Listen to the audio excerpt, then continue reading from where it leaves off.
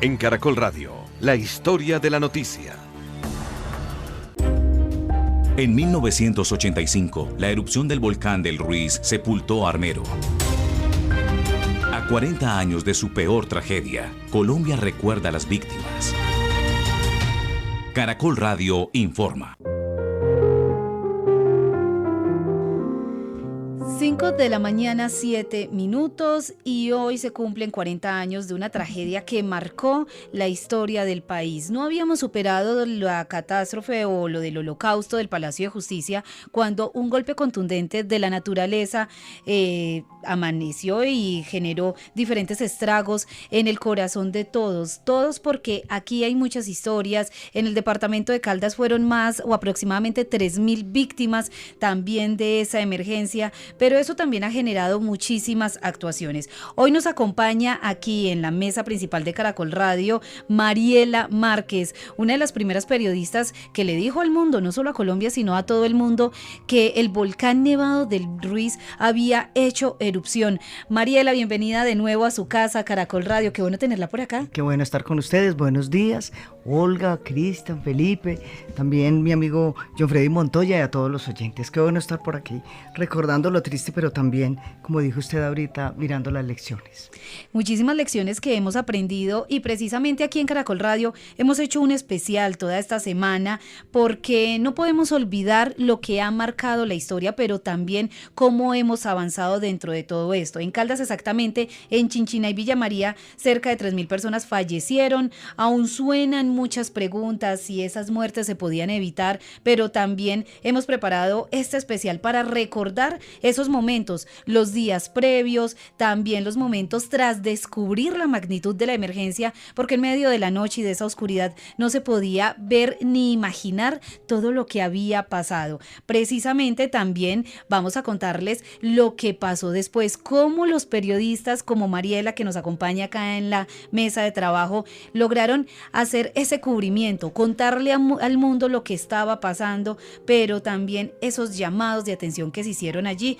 Gonzalo Duque es un profesor universitario y es experto en temas de geología. Él comentó que 15 días antes de la tragedia, incluso en Geominas había organizado un plan de emergencia sobre esa posible erupción del volcán Nevado del Ruiz. Él explicó que no se publicó porque lastimosamente se iba a lanzar en un evento especial. Esto es lo que nos dijo. Desde enero, esa dependencia de las Naciones Unidas, que tiene a su cargo todo lo que es el problema de los riesgos naturales, le había informado al gobierno nacional el riesgo que existía. E incluso más adelante, en el mes de mayo, el doctor Millard Hall, que es un geólogo y geofísico formado en el cuerpo del Servicio Geológico de los Estados Unidos, y que en esa época ya estaba trabajando con el riesgo en el volcán Cotopaxi. Se le recomendó desde la UNDO que viniera a Colombia y habló con nosotros, que éramos los que estamos en geotermia, y nos señaló el riesgo enorme que había de flujos de lodo, y en ese caso, pues para el caso de Armero, por ejemplo, y también de Chinchiná. Estoy diciendo por todos los ríos por donde más adelante veríamos esas avalanchas. También 15 días antes del desastre, Geominas tenía el mapa de riesgos ya terminado, elaborado por Geominas de la Universidad de Caldas, y no se le ocurrió ir a preparar a la gente con eso, sino esperar una fecha para presentarlo en televisión. Entonces esos 15 días hubieran sido también vitales, incluso tiempo antes de que se entregara el mapa ya había claridad de que Armero estaba en riesgo. Mire, precisamente, Mariela, ¿cómo se vivían los días antes? ¿Ustedes habían escuchado como periodistas sobre esos planes de emergencia y de contingencia en 1985? ¿O cómo era todo esto? Porque recordemos que también en diciembre de 1984 el volcán ya había empezado a reaccionar, ya había empezado a generar alertas. Sí, fue en 1984, noviembre, diciembre, ya se sintió la ceniza, el olor a azufre, ya se sentía. Llegó enero, comenzó el año, hubo todo, digamos, no digamos un caos, pero sí una especie de desorden, porque unos decían que sí y otros que no. Entonces no se sabía qué hacíamos. Entonces había expertos que decían, está activo, comenzó, está más activo, no hay que olvidar que ha tenido 3 erupciones, esta fue la más grande. Entonces decían ellos, está activo, pero ¿qué hacemos? Estaba en Geominas, estaba prácticamente, no digamos comenzando, pero ahora Colombia hoy tiene 23 volcanes activos, que siempre han estado, pero esto ha sido el más complejo.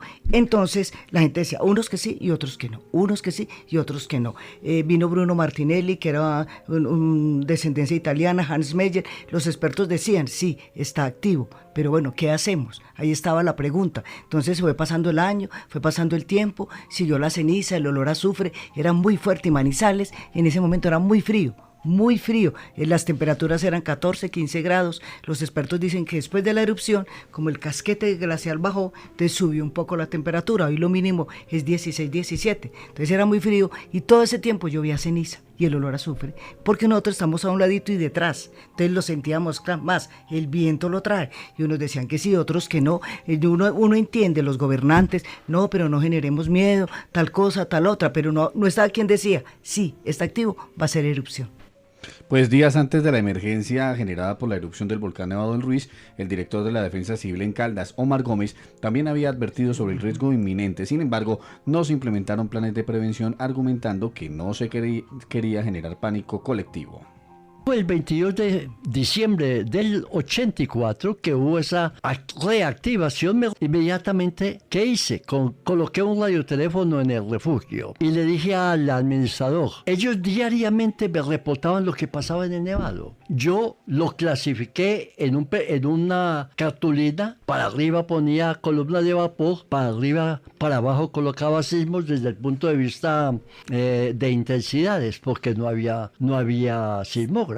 Yo comencé, hice la única historia de volcán existente, la hice yo en mi oficina con todos los reportes que me pasaba a Bogotá. Muy bien, el 9 de marzo del 85 me llama el general y me dice, doctor Gómez, recoja a los doctores John Tomlin, Dieter Meyer Rosa y Uri Warner de la UNDRO, Oficina de Desastres de la ONU, recójalos y llévelos al Nevado. Los recogí, los llevé al Nevado, 10 horas recibí instrucción, primero los instruí yo a ellos de todo lo que había pasado con el volcán, y después 10 horas me dieron instrucción sobre volcanes. Inmediatamente diseñé un plan de emergencia sobre el riesgo volcánico. Lo presenté al comité y no me lo aprobaron, que porque no podía hablar de eso, no hable que la gente se asusta. Cállese, doctor, cállese que la gente se asusta. Entonces eso se quedó así, lo volví a presentar al mes siguiente. En ese plan decía yo, en el literal J decía yo, hay que montar una estación vulcanológica. Si se hubiera montado, que la pedí desde el mes de mayo, no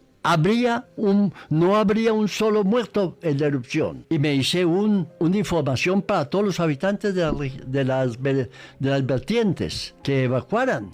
Y pedí que colocaran 5 sirenas y 5 radioteléfonos. ¿Sabe qué me dijo el señor Jorge Gómez Ospina, que era secretario de Salud y Educación del departamento y que presidía la reunión por delegación del señor gobernador? Doctor Gómez, no sea loco, perdóneme la expresión, pero eso está en el libro. No sea loco, no sea pendejo. ¿Cómo va a colocar una sirena en una comunidad para que la gente se enferme de los nervios? Caramba, por Dios. Mira, esas son las sirenas, 5 sirenas que valían 750,000 pesos con sus baterías, radioteléfonos, valían 750,000 pesos y habrían podido salvar 1,800 personas.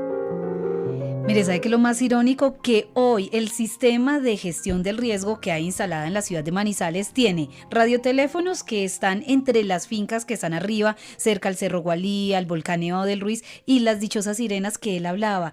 Eso hace parte del sistema preventivo de gestión del riesgo que tenemos en la actualidad, y recordemos que en el 2023, cuando el volcán nuevamente cambió de nivel de alerta, pues se promovió incluso una nueva inversión donde se activaban más sistemas de sirenas, que son las que van por todo el cauce del río, avisándole a la gente hasta llegar a kilómetro 41. Esta semana estábamos hablando de todo esto y nos decían que iban actualizando y modernizando esto.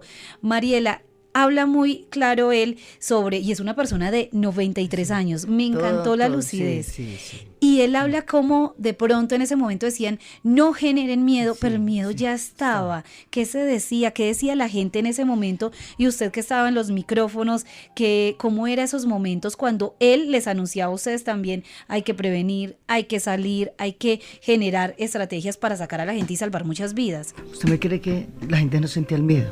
Yo percibí eso porque como las autoridades decían, pero bueno, es verdad, no es verdad, ¿qué hacemos? Entonces no había como esa difusión masiva del riesgo.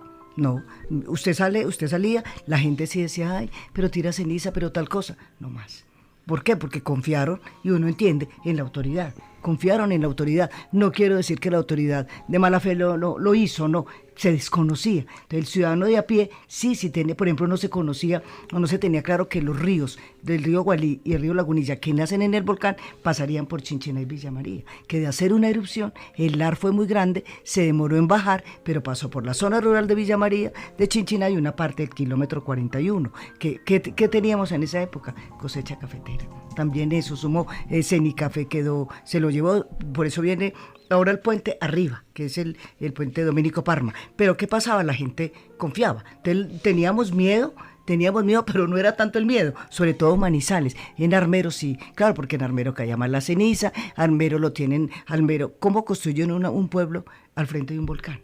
Quien no conoce la historia está condenado a repetirla. Entonces, claro, ellos estaban al frente, la ceniza era más, el olor era más, los tremores, es decir, los temblores. Pero aquí yo pienso que sí había miedo, pero no un miedo generalizado. Éramos más de pronto nosotros los periodistas que sabíamos y que por debajo nos decían, no, eso está grave. Pero vuelvo y digo, y el gobierno nacional no hizo una intervención directa. Y Ingiominas hizo lo que pudo, no se niega mapa de riesgo en octubre y la erupción fue en noviembre. Pero mire, precisamente dentro de eso, y quiero preguntarle, la responsabilidad que tenemos los periodistas es de informar, de educar, pero también de evitar generar esos miedos colectivos, porque esa es la responsabilidad, y ahí sí entendíamos parte de lo que le decían de pronto a él. No genere pánico, pero tampoco la idea es no decir.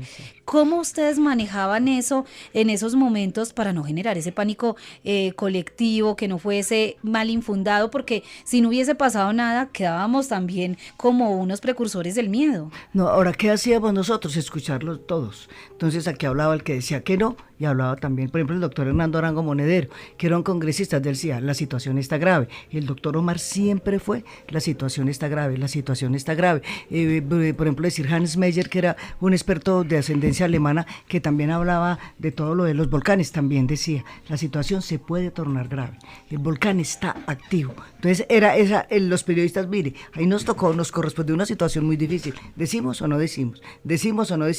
¿Qué se hizo? Hablen todos, colocaron unos equipos en el hospital para hacer una especie de monitoreo.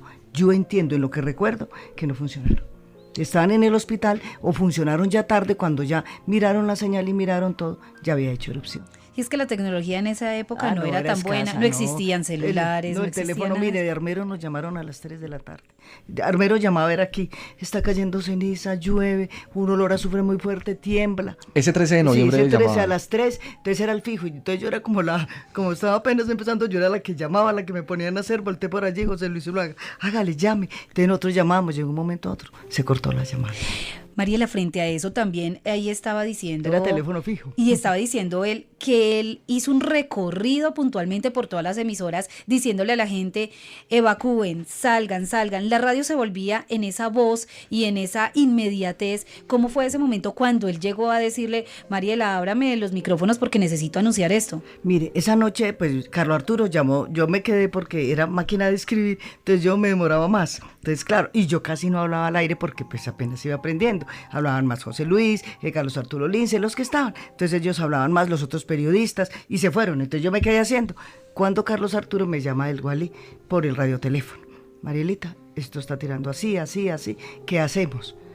Yo en el desespero llamé a Bogotá y dijo, Bogotá, póngale el micrófono, ya había teléfono fijo, ya no había señal, ya el teléfono se dañó, claro. Entonces, ¿qué hacíamos? Le pusimos el teléfono al radioteléfono y él ya siguió contando. Entonces nos dijeron, están locos, paren, a mí me dijeron de todo, pero la señora en Manizales está equivocada, esa señora está mal, el señor también. Y entonces, ¿qué dijo Bogotá? Germán Salgado era el director, sigan.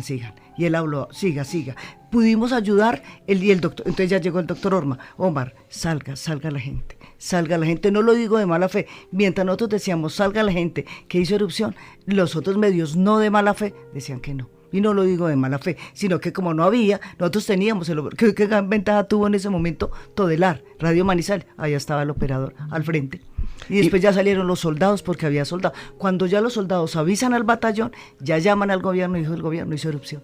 Y precisamente este es el testimonio de una de las primeras personas que confirmó la emergencia que se presentaba en el volcán Nevado del Ruiz. Y cómo no, si estaba justo en el Cerro Gualí, al frente del llamado León Dormido. Este es el relato de Carlos Arturo Osorio, transmisorista de Todelar en ese momento de la emergencia y quien fue uno de los primeros en confirmar la emergencia a través de su radioteléfono a la ciudad de Manizales. Eso fue tipo 9:15 de la noche cuando comenzó lo del Nevado del Ruiz. Yo estaba totalmente solo, sentí que algo como que cayó sobre la puerta donde yo estaba evitando. Yo dije, es el centinela que la garita de ellos era recostada a la caseta mía. Y pensé yo, es el soldado que está ahí de pronto recostándose. Salí, miré y no vi nada. Cuando ya volví a cerrar, en la mitad de la sala ahí de los equipos, comencé a sentir que caía la piedra pómez, piroplas. Inmediatamente pues yo pensé, pues es el Nevado del Ruiz, me eché la bendición y pensé hasta aquí llegué yo. Pues me asomé y vi cuando caía piedra, volví a cerrar nuevamente y ya sentí como que la tierra timbraba, como cuando pasa un carro, la tierra timbró y sentí como un trueno, como cuando truena duro. Esos fueron los que me pasó en ese instante. Los soldados sí me dijeron que ellos vieron como el fogonazo pues del volcán. Ese día cuando yo salí estaba tapado. Al otro día se despegó tipo 9 y pico de la mañana y pude observar pues la devastación que había causado el deshielo del Nevado. Eso fue desolador, fue desconsolante todo, porque la caseta de nosotros quedaba en un filo, quedaba hacia el frente del Nevado del Ruiz, porque ese es un cerro, no sé si la gente que conoce, en el cerro estaban distribuidas las casetas y la de Todelar era la que quedaba precisamente entre el Nevado del Ruiz y el cerro, era la primerita que daba cara hacia allá. Entonces quedaba un cañón, digámoslo así, entre el Nevado del Ruiz y el Cerro Gualí quedaba un cañón y por ahí quedaban fincas, pastaba ganado, pues habitaba gente, ¿cierto? Y al día siguiente de lo ocurrido, pues da tristeza y desconsuelo ver uno que veía era uno como un pavimento, ¿cierto? No se veían ya las casas, no se veía ya el ganado, el que pastaba, no se veía nadie, era una desolación total. Mire, otro de los testimonios también de alguien que estaba allí, muy cerca al volcán Nevado del Ruiz, fue Rubén Darío Sánchez Quintero, quien es hoy periodista, pero hace 40 años era funcionario del Inderena. Este es su relato en el momento de la erupción. Nosotros teníamos un radioteléfono allí, pero no había energía, o sea que estamos desconectados del mundo, y yo estaba con 4 ingenieros del Agustín Cuasi que estaban haciendo un trabajo alrededor del Nevado. Ellos se llegó a las 5:30 de la tarde, estaba ya muy oscuro, yo presentía algo porque yo me acosté, no había televisor, no teníamos energía, me acosté cerca de las 6 de la tarde con ropa, con zapatos, con el morral listo y al lado una escopeta de doble cañón que había, que era como de lo más valioso allí. Me acosté, listo, mejor dicho. Efectivamente llegaron los ingenieros, yo ya estaba dormido, tipo 6:30 de la tarde sería. Yo me dormí luchando con el frío porque estaba dando mucho frío y sentí que me llamaban como a las 9 de la noche. Me llamaban, me decían, Rubén, escuche el Nevado. Claro, yo sentí un ruido fuerte. Como yo ya tenía todo listo, yo solo dije, vámonos, y salí al exterior de la cabaña y efectivamente, Olguita, el ruido era impresionante. No era temblor, era la vibración de la tierra y el ruido es como si usted tuviera encima un helicóptero de esos doble hélice norteamericano. Usted lo sentía encima, pero no lo veía. Ese fue el momento crítico, porque entonces el miedo a uno lo arropa, y yo lo que hice fue, tenía todo listo, me subí con el morral y la escopeta a una de las camionetas que tenían allí los ingenieros del Agustín Cuasi. Eran 2 camionetas verdes carpadas estilo Minguerra, y yo me subí a una de ellas mientras que ellos desesperadamente sacaban los aparatos con los que trabajan porque eran muy costosos. En una de esas sentí una explosión sobre mí y pensé que se me había disparado la escopeta y fue una primera piedra que pasó y al pasar caliente por la carpa pues hizo explosión, me pegó en la espinilla y esa piedra fue la primera que yo sentí. Inmediatamente comenzó la lluvia de piedras de tamaños considerables y pues el terror. Yo solo pensaba en mi hija que tenía 1 año, yo solo mencionaba poblavanense y decía vámonos. Salimos en esas 2 camionetas en la fonda de Don Leo que queda al frente del Cerro Gualí, pues paramos, la gente salió gritando, se subió en la camioneta y en varias viviendas hacia abajo nos fuimos recogiendo gente. Qué recuerdos tan fuertes los que nos cuentan, y siempre les pregunto a ellos, de pronto en la curiosidad de nosotros de periodistas radiales, cómo sonaba. Hace 2 años hablamos con Don Leo, que él lo recuerda ahí de la fonda de Don Leo, que es muy cerquita, donde también hay unas antenas, y Don Leo me decía que era como si una volqueta descargara arena, que sonaba así, pero sonaba así días antes incluso, y en el momento en que caía esa ceniza de gran tamaño, que se llama diferente la pili, cuando es de más tamañito. Dentro de todo eso, ¿cómo fueron esos momentos después? Digamos, ya pasó la emergencia, amanece y empiezan ustedes a encontrar con sorpresa el panorama. Ya ahí estaba diciendo incluso a la persona que estaba en el Cerro Gualí, al transmisorista de ustedes nos decía que veía como si hubiesen pavimentado las finquitas, lo que antes veían con ganado, ya parecía una gran vía. ¿Cómo fue esos momentos después? ¿Cómo empiezan ustedes a contarle al mundo lo que ya se veía por la luz del día, que mostró la tragedia y la magnitud? La magnitud también la percibimos por ahí tipo 11:30, 12:30 de la noche, cuando empezaron a llamar de Chinchiná y Villa María. Baja una avalancha, se lleva las casas, ya ellos nos empezaron a llamar de aquí. Claro, mientras bajaba la avalancha, pasaron las horas, primero fue Armero y siguió. Entonces, cuando ya llega aquí, ya empiezan a llamar. Entonces eran las 1, 2, ya llegaron los otros periodistas, yo ayudaba, llamaban de todo el mundo. Teléfono fijo era de todo el mundo, porque ya el gobierno hizo erupción. 9, 10:30 de la noche ya el gobierno aceptó, repito, cuando ya los soldados llamaron al coronel del batallón y entonces él ya llamó a Bogotá, pero entonces esa noche, ya 11, 12 de la noche empezaron a decir, Chinchiná está caliente, baja una avalancha y se fue la luz, fuera de eso se fue la energía. Entonces claro, pasó todo eso, ya cuando amanece empieza Bogotá, cuando llegan los helicópteros Armero quedó arrasado, entonces ya empezamos y ya aquí también, ya cuando 4 o 5 de la mañana, ya los organismos de socorro empezaron a ir a Villa María, a Chinchiná, ya no había vía en Cenicafé, ya no había vía para Medellín, ya estábamos encerrados. Llegaban solo hasta la Violeta. Sí, hasta la Violeta, y así estuvimos un mes. Manizales fue de las ciudades más afectadas, solo podíamos salir Manizales para ir a Bogotá en helicóptero o en avión, y el que tuviera para pagar, y la ceniza no dejaba que operara el aeropuerto La Nubia. Usted me llama la atención con algo porque mire, en el 2023 el volcán Nevado del Ruiz también cambió de nivel de alerta amarilla a naranja,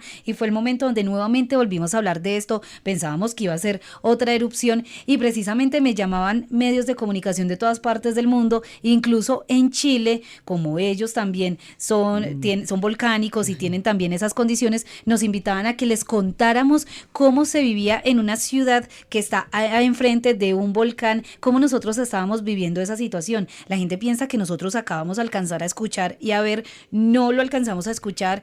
Quizá en algún momento cuando el volcán se despeje, porque sabemos que mantiene muy cubierto, si se despeja se podría ver algo, pero no es constante. Es más, podemos destacar que incluso hace cerca de 2 semanas Servicio Geológico Colombiano lanzó una cámara que son 24 horas y se puede ver, a esta hora se ve gris, pero sin embargo tiene la oportunidad de mostrar esas incandescencias. Dentro de todo eso, ¿cómo entonces ustedes hacían para contar esas historias? ¿Cómo llegaban hasta lo más cerca para poder decir qué era lo que pasaba? Bueno, ya se dio entonces la movilización de los periodistas. Yo no fui, yo me quedé en la oficina con José Luis. Entonces ya los otros periodistas se fueron hacia Chinchiná, Villa María. No nos tocaba Armero. Armero quedaba allá. Entonces Armero le tocó al Tolima, a Todelar, pero en el Tolima. Y nosotros de Ibagué subieron porque a nosotros no nos podíamos mover por donde salíamos. Entonces nosotros nos quedamos aquí, ya empezamos a decir, ahora todo se centraba en Manizales. Todo porque Armero no había quien contestar allá. Ibagué ya estaba muy lejos de Armero, que era la capital. Entonces, ¿qué hacemos? Manizales. Entonces nosotros éramos los que respondíamos. Ya Bogotá pues empezó, ya hablaron los expertos, ya dijeron, ya aceptaron todo, pero fue eso. Entonces, ¿qué quedaba? Manizales y Caldas. Ahí fue donde Armero, lógicamente, Omaira, ¿sabe por qué murió Omaira? Estaban esperando la retroexcavadora, porque ella llevaba 48 horas esperando, si la sacaban, pues le destruían los piecitos, y si uno mira las manitos y los ojitos, ya estaba morada, no le estaba circulando la sangre. Claro, la cogió. Cuando a ella ya muere, a los 10 minutos apareció la retroexcavadora. Y era muy difícil porque eran los helicópteros, corra para allá, corra para acá, y cuando eso pues retroexcavadoras era, quizás me decía un ingeniero, un artículo de lujo, donde aparece la retroexcavadora para poder meterla, que destruyera la pared y la puerta para poderla sacar. Entonces, miren, no había medios, no había nada. Vuelvo y repito, nosotros quedamos encerrados. Entonces, ese encierro nos afectó también, porque no nos podían mover hacia Armero. Entonces, ¿qué nos concentramos? Ya, Chinchiná y Villa María, y una zona del kilómetro 41, donde estaban los recolectores de café. Pues hablamos también con Álvaro Bogarne, periodista en ese momento del diario La Patria. Comentó cómo vivió ese fenómeno y relató paso a paso cómo fue el cubrimiento de la tragedia. Un testimonio para contarle a una audiencia joven cómo viví en mi condición de periodista el cubrimiento de la erupción del Ruiz en el sector de Caldas, sobre todo en Chinchiná, y cómo en los días posteriores a la erupción, ya cuando, digamos, empezaron a asentarse las cosas, pues que eso demoró mucho, pero usted sabe que la vida es dinámica, ya empecé a subir a inmediaciones del volcán del Ruiz, a entrevistar a las diversas misiones científicas que venían de todas partes del mundo a estudiar el volcán y a instalar aparatos electrónicos que nunca se habían visto acá. Y ese día lo viví con muchos sustos a posterior, porque yo venía de cubrir el reinado de Cartagena también para La Patria, y pasé por el puente del río Chinchiná cuando ya la avalancha venía en camino, obviamente ignorante de que eso estaba ocurriendo porque todavía estaba muy alto, y gracias a Dios pude, junto con los otros pasajeros del carro, llegar a Manizales. Usted sabe que hay una negación hacia todo lo malo. Es decir, esto no puede suceder, esto no va a pasar, aquí no va a pasar nada, ¿cierto? Y eso sucedió en Armero y sucedió en el lado de Caldas, etcétera. De todas maneras, en el año previo a la erupción, en Manizales se vivía un estado que iba de la especulación a la paranoia, del exceso de tranquilidad a la angustia. Mucha gente mantenía botiquines en su propia cartera, en su propio maletín, etcétera, de tal manera que no se sabía qué iba a pasar. Bueno, también dentro de todo esto, este es otro testimonio. Mire, James Bedoya es el teniente del Cuerpo Oficial de Bomberos y relató su participación en el rescate de sobrevivientes, de víctimas mortales de esta avalancha del volcán Nevado del Ruiz ocurrida hace 40 años. Mencionó también que su intervención en el rescate de personas que quedaron atrapadas dentro de un vehículo, incluso en la vía que conecta a Manizales con Chinchiná, y es que, como ya lo decía Mariela, pues se perdió el puente, se perdió gran parte de esa vía. Ese es el relato y ese es el recuerdo de este bombero, James Bedoya. En el año 1985 era integrante del Cuerpo Oficial de Bomberos. Llevaba 3 meses como bombero en esa época. Y la avalancha del Ruiz nos trajo muchas enseñanzas. Pudimos ese día, una noche muy lluviosa sobre la ciudad de Manizales. Algunos compañeros, 11:30, pasadas 12 de la noche, atendieron un llamado de la comunidad sobre el sector de La Violeta, ya que allí el río Chinchiná se había salido hacia la vía en el crecimiento que sucedió con la avalancha que bajaba en ese momento. No pudieron sino llegar hasta el sector de La Violeta. De ahí para avanzar hacia Cenicafé no se pudo hacer ningún procedimiento, porque pues la noche en ese momento y lo que se creía que pudo haber sucedido, no pudo los organismos de socorro llegar al sitio.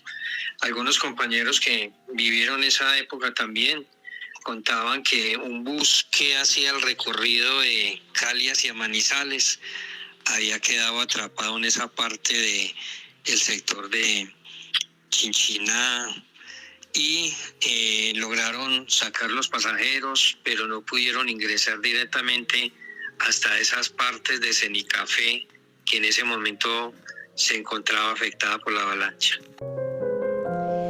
Mire, contaba también cómo lograron hacer esos rescates. También nos contaban desde la defensa civil cómo había sido, cómo incluso personas habían logrado sacar hasta 14 personas, un solo rescatista. Pero es que dentro de todo esto también se generaron muchísimas historias. De pronto, Mariela, casos que usted recuerda y que le marcaron la memoria de ese 13, 14 de noviembre, porque es que la emergencia también se vive los días después, los días posteriores, donde trataban de sacar a muchísimas personas, trataban de encontrar incluso a otras. Sí, fue la asistencia de la gente a la emisora, que era en el centro de Manizales, una cuadra antes de la alcaldía, era mucha, viniendo, que me ayúdenme, que no aparece, sobre todo ya eran los de aquí, ya era Chinchiná y Villa María.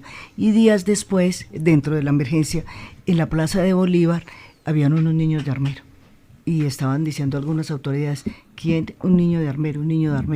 Los niños de Armero, ellos sí eran de Armero, los alcanzaron, eran 2 o 3, tampoco eran más, pero que ¿quién quería a los niños de Armero? Llevarse el niño.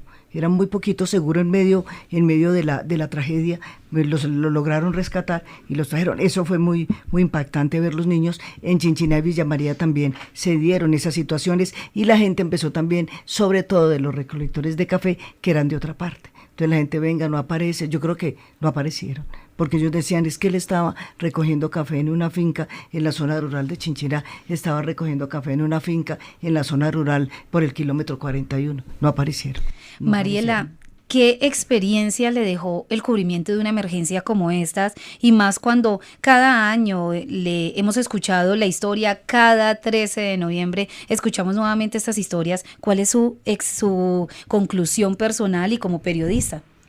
Pues que nos debemos preparar, que en ese momento no digo, pues por lo menos en el caso mío, para informar sobre una experiencia de estas. Sobre todo que lo que se vivió al principio, de nadie confirmar qué había pasado, pues no nos llevó a cometer errores, pero sí hubo que manejarlo con mucha cautela. Primero, pues para no generar un pánico nacional, y segundo, pues por salvar las vidas y lo local. Entonces es como, lo sabemos hacer, hoy la tecnología, hoy los medios ayudan mucho, sin duda alguna, lo sabemos hacer, pero es un momento donde la calma es total, donde la calma debe hacer, y sobre todo manejar el dolor. Uno ver la gente llorando, uno ver la gente preguntando, llamando de otras partes, me pasó esto. Entonces yo diría que primero lo emocional uno como periodista, y segundo, hay cosas que nunca contaremos porque nos pidieron el favor de no contar, el cadáver que solo apareció el pie, y por el pie lo identificaron. Y entonces nos decían ellos, no vayan a decir que es mi hijo. Le dije, no señora, tranquila. Pero ya, entonces, por el pie y los zapatos lo identificaron, por la pierna, no apareció el cuerpo. Entonces de ese dolor y uno ¿qué hacía? Venga, yo le ayudo, pero no venga, yo la entrevisto. A esa señora, por ejemplo, nunca la entrevistamos. Y éramos partidarios de no entrevistarla. Ella llorando ahí sentada, ¿cómo le preguntamos usted qué siente? La pregunta sobra. Y ella no quería hablar, y fuera eso, nunca pensamos en entrevistarla. Cuando ya llegan y le dicen, mire, está en la foto, usted dijo, sí, ese es el zapato y la media. Y ahí quedó. Sí, hay historias que es mejor no contar, pero hay que recordar para también tener en cuenta para no el tema. Y no repetir. Exacto, la prevención, que es lo que tanto nos hablan. Cristian, usted tuvo la oportunidad de hablar con 2 armeritas que se salvaron de morir junto a su mamá, a sus hermanos, a toda su familia. 40 años después, ¿qué dicen de ese momento? Olga, exactamente hablamos con Álvaro Santos, es un sobreviviente de la avalancha de Armero y nos cuenta que días antes de la tragedia comenzó a caer ceniza en el pueblo, pero no generó incertidumbre en los habitantes. Por esos días justamente estaba la alerta de inundación en el municipio por un represamiento en el río Lagunilla. En paralelo, los organismos de socorro que se encontraban en el Nevado advertían al comandante de bomberos de la localidad tolimense por una posible erupción. Este se dirigió a la alcaldía, pero el mandatario municipal le ordenó no rumorar nada para no generar alarma. Sin embargo, la gran erupción del volcán Nevado del Ruiz en la noche del 13 de noviembre y el represamiento que había en el caudal provocó el desastre. Entonces fue desidia del Estado todo lo que pasó, realmente. En Armero, en el barrio 20 de julio, afortunadamente, al borde de donde se salvó mucha gente. En el carro que salimos con mi mamá fue el último que salió por ahí, para el lado de Maracaibo. Ahí hay una loma altísima, se llama Alto de la Cruz. Eso amaneció lleno de gente arriba. Esa gente subió con maletas, con cosas, allá subieron. Resulta que un primo de nosotros, de proyección ebanista, él vino a la casa como a las 8:30, 9, casi las 10 de la noche, llegó a la casa. Dijo, bueno, se oye que va a haber una catástrofe en Armero. Yo voy a subir al centro porque ese barrio es lejos del centro. Yo voy a subir al centro, en la parte baja. Yo voy a subir al centro, me doy cuenta. pero vos sí estén aquí en el corredor, porque si hay que lo recoge en el corredor. Entonces mi mamá subió y subió todo en lo alto, las cositas, la platica, las joyas, todo eso lo encaramó, para que no se fuera a mojar, porque se consideraba que era agua nomás. Cuando vino Omar con el carro, nosotros estábamos listos en el corredor y nos montamos. Fue el último carro que salió por el lado. El hermano mío salió en cicla a avisarle a los vecinos. Casi se queda, la cicla se va. Cuando él brincó al barranco, la avalancha le llevó la cicla. Yo me imagino esa cantidad de gente que murió atropellada por los carros. Tuvo que haber sido mucha gente que murió atropellada. Gente corriendo, bien santísimo. Fue muy bravo. Nosotros ya nos bajamos a una hacienda, ya estuvimos un día allá nos regalaron una vaca y se hacía comer para todos, mucha gente. Y ahí fuimos saliendo a pie, salimos a Guayabal. Hoy yo tenía contacto en Dorada, entonces yo arranqué para la Dorada y mi mamá, desesperada, ella decía que seguía la tragedia y no quiso quedar en Dorada, de miedo. Entonces me toqué ir al tren, empacar en el tren y a Bogotá, en carro de Ibagué. Y allá vivió toda la vida en Ibagué. Afortunadamente ella quedó bien, ya no le pasó nada. Álvaro, luego de radicarse en La Dorada, sus vecinos y conocidos de Armero que sobrevivieron a la avalancha, lo contactaron para ubicar a los niños y niñas que habían sido llevados a los centros asistenciales, por lo que recorrió los hospitales de Honda y de Mariquita. Y ya estando yo aquí en La Dorada, empezó la familia a llamarme preguntando por los niños. Entonces yo me trasladé a Honda, a averiguar qué niños había en el hospital, en las clínicas, por ahí en la calle, por ahí. Y ubiqué varios, porque los papás preguntando por sus niños. Yo alcancé a ubicar más o menos 20 niños en Honda y en Mariquita. Te le avisaban a los papás y ellos daban la vuelta por Bogotá y venían y los recogían. Porque los niños sí no ven nada. Yo porque los conocía, los que conocía, los pude lograr salvar. De ahí para llevarlos, porque como esos niños los cogieron, se los llevaron y los desaparecieron, en bienestar se desaparecieron. Se fueron para el exterior. Entonces yo colaboré mucho con muchos niños, con altos niños. Y seguimos allá con la tragedia, ya sin casa, sin nada. Entonces a la familia nosotros nos dieron una parcelita, muy buena parcela, gracias a Dios, muy buena, en Guayabal.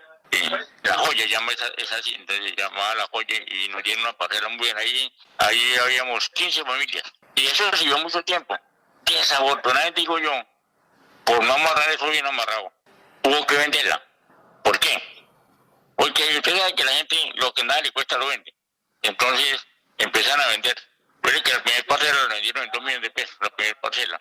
Santos acusa al gobierno de la época por no atender a tiempo el represamiento del río Lagunilla y por no generar prevención en los pobladores, puesto que la historia habría sido distinta, según piensa él. Actualmente Álvaro Santos vive en el puerto caldense y hoy vuelve a su tierra natal con 16 familiares, más a recordar su terruño, pero también a conmemorar esa noche que borró del mapa a la ciudad blanca o algodonera de Colombia. Mire, desde Servicio Geológico Colombiano también destacan las lecciones. Después de todo esto debe quedar algún tipo de lección. ¿Qué lecciones dejó la erupción del volcán Nevado del Ruiz en 1985 para la ciencia, también para la prevención de emergencias a raíz de esta tragedia? Ahí fue donde inició el sistema de monitoreo, seguimiento y estudio del volcán Nevado del Ruiz, uno de los más complejos del mundo, pero también desde acá empezó también el cubrimiento, el seguimiento a los otros volcanes del país. Colombia es un país de volcanes y ahí fue donde empezó toda esta historia. Hablamos con Gloria Patricia Cortés, vulcanóloga del Observatorio Vulcanológico y Sismológico de la ciudad de Manizales del Servicio Geológico y es experta en gestión del riesgo volcánico, apropiación social también de ese conocimiento y esto es lo que nos dijo aquí en Caracol Radio.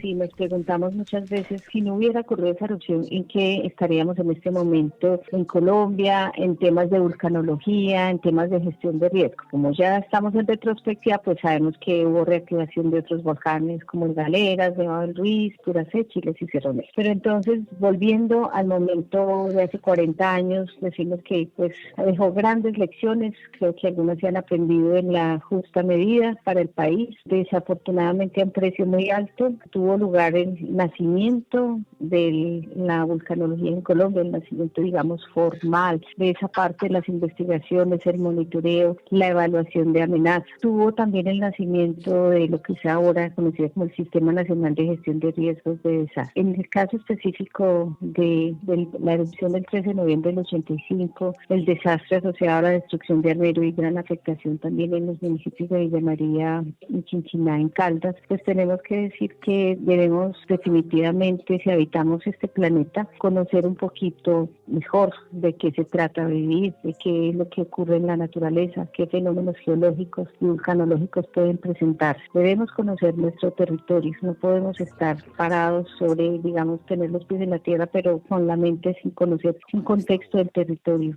En ese entonces no había un buen conocimiento del contexto volcánico del territorio, tanto en el Tolima como en Caldas. Se había olvidado la historia de fenómenos similares que habían quedado escritos y narrados en crónicas, donde nos hablaba que el volcán Nevado del Ruiz solo en tiempos históricos había tenido 2 erupciones para 1595 y 1845 que generaron la Ares. Nos dejó el tema de que no había una institucionalidad que ahora la tenemos. Entonces no había un liderazgo, no había credibilidad, no hubo ninguna coordinación, los contenidos educativos para el momento no eran pertinentes sobre las realidades de los territorios, y la pregunta es ¿qué tan pertinentes son ahora, hoy en día? Entonces definitivamente fue un desastre complejo que dejó múltiples lecciones que son las que nos han servido como para ir atacando una a una, pues en lugar de no conocer nada sobre los volcanes activos o vivos, que su mayor característica es que pueden hacer erupciones en un futuro. Entonces desde luego hay que hacerles seguimiento, hay que hacerles un monitoreo permanente.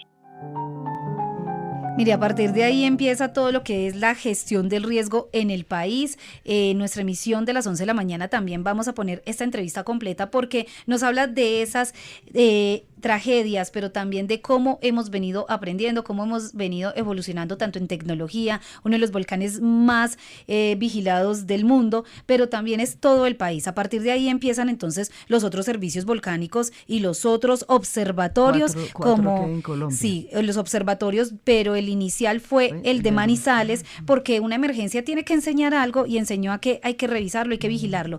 Dentro de todo esto, por supuesto, importante, ella destacaba el tema de cómo cambió el panorama, el paisaje como lo conocemos, si cambió o no. Ella dice que no tuvo tantas repercusiones desde la parte geológica, y tanto que hablan que el casquete se perdió a raíz de la erupción, afectó, pero no es por eso. También hay que tener en cuenta que hay factores medioambientales como las altas temperaturas, ha cambiado el planeta, es más, dicen que este año vamos a tener una variación, y todo esto ha venido generando entonces en los cambios. Marielita, para finalizar, ¿qué le dice usted a los oyentes y a esas personas que vivieron esa tragedia, vivieron ese momento? Dentro de todo esto, ¿cuál es el mensaje que deja el cubrimiento de un momento tan duro para la historia y que mantenemos recordando? Cada año siempre recordamos, hacemos seguimiento como parte de ese compromiso que tenemos de seguir divulgando. El papel de nosotros los periodistas es socializar, contar y ayudar. Entonces ahí estamos, y más hoy con toda la tecnología, con los 4 observatorios vulcanológicos, está la tranquilidad que ellos tienen. Ellos dicen, tenemos 15, 20 minutos, 1 hora para decir salga la gente. Ya es otra situación. Otra variable fue una lección aprendida que darán los observatorios, que va la Unidad Nacional de Gestión de Riesgo, es capacitarnos nosotros los periodistas en el tema, porque es un tema que en un momento una erupción nos va a quitar, no digamos quitar, va a tomar todo el tiempo para informar. Entonces hay que conocer, desde el lado de los periodistas diría yo, conocer, ampliar, estar pendientes, conocer el tema. Y segundo, pues aportar a esos ciudadanos de las zonas de riesgo, porque ellos están allá. Entonces, en la medida que el medio esté y los medios estemos, pues ellos van a escuchar, van a poder retirarse, salir, y mire que nos fuimos a hacer una encuesta de la universidad con la gente. Nadie dijo, me da miedo. ¿Usted siente miedo al volcán? No, allá están los científicos en Chipre, así contestan. Los adultos contestan, los jóvenes dicen no, entiendo que lo vigilan bien, mire. Tenemos ese concepto, y ese concepto es real. Ya los científicos están en manera de decir, va a ser erupción, salga la gente. Entonces, y nosotros jugamos un papel protagónico de conocer el tema, no dominarlo, pues porque no somos geólogos, pero por lo menos tener la visión para poder contar y contar bien. Y lo bueno es que, mire, aliados como Servicio Geológico Colombiano nos han educado, y eso es importante, nos han enseñado, nos dan herramientas, y eso hay que agradecerlo muchísimo. Que hay que aprenderlo. Que hay que aprender porque hay que dar las indicaciones como son. nosotros hemos estado siempre muy conscientes de eso, de generar la alerta, porque no podemos romantizar tanto al volcán como hacemos la gente que vivimos acá, pero también entender... Que ya es de la familia. Sí, nosotros decimos que lo lindo, mira cómo amaneció bonito y montamos fotos, y la gente en otras partes del mundo se asustan, pero nosotros lo romantizamos, pero no podemos normalizarlos. Mariela Márquez, qué bueno tenerla por acá en su casa, en Caracol Radio. Muchísimos oyentes nos reportan sintonía y le mandan muchos mensajes. Qué bueno, qué rico ser como usted cuando sea grande algún día, pero qué bueno que también deje esa huella en el corazón de la gente. El cariño que le tienen es increíble. Gracias por acompañarnos. Gracias a ellos, muchas gracias. A esta hora, usted hace parte de Caracol Radio, la emisora más escuchada de la radio en Colombia.